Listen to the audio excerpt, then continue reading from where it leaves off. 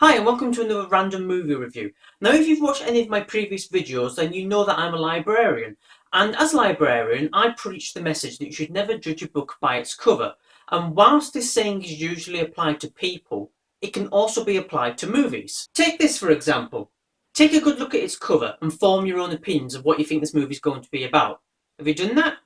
Well, that's where you're wrong, you see, because this film is actually a romantic melodrama which focuses on the character's ability to balance his work life and his romantic involvements with a colleague. I bet you weren't expecting that from a film called Big Ass Spider. Oh, come on, give me a break. Of course it's not a romantic melodrama. What do you think it's going to be about when it's called Big Ass Spider? This film is a creature feature, and you can look at the cover and say that it's not one that should be taken too seriously. So it's a comic creature feature, and it was released in 2013 and was directed by Mike Mendez. And apparently he chose the casting from people he had on his friends list on Facebook.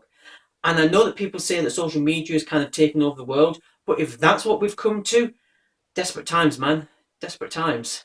The whole movie boils down to the fact that pest control man Alex, played by Greg Grunberg, has to help the military to hunt down the slightly larger than usual spider. And that's pretty much all there is to the plot. The opening scene of the film contains a bit of CG fire, and it looks really bad, worse than usual CG fire does. But just keep telling yourself that it's a B to Z grade movie, and you should be fine. The acting throughout the film is pretty mediocre, but Greg Grunberg does deliver some good lines, and it's not like these creature features require much in award-winning emoting, is it?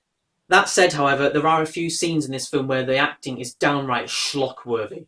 All you need to do is look at any scene where you've got some extras or throwaway characters, and you can clearly see why they're only extras or throwaway characters. Let's just say I think some of the extras were hired more for their ability to wear a bikini than for their acting skills. Look at it this way, Lloyd Kaufman of Trauma fame has a scene in here, and he does better than some other people in the film. That's setting the tone. Put the acting to one side though, and the film does look really good. It's crisp, it's clear, it's shot really well, and the 80-minute runtime flies by. Going back to the CG, sure, some of it looks really bad, but then what do you expect when you pick up a film called Big Ass Spider? The best way to approach this film is to go into it telling yourself that it's one of those sci-fi channel films, you know, like Zombievers or any one of those shark films they make. Especially Jaws. Jaws was shit.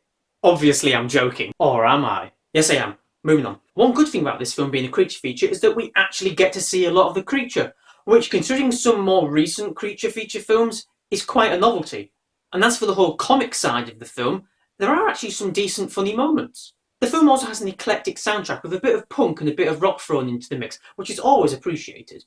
If you've seen this flick, and I did just say the word flick, feel free to let me know what you thought of it in the comments section below. Or you can send me a note via a carrier pigeon, it is your choice. I'll also put a link to the movie's trailer in the description box as well. So, bottom line, do I recommend you go out and watch Big Ass Spider? Well, it's not an amazing movie, of course it's not an amazing movie, but it is a really fun B-movie, especially when watched with friends. I watched it alone though, because I don't have any friends. Well, of course you can't, Derek, but everyone knows you only ever want to watch anime.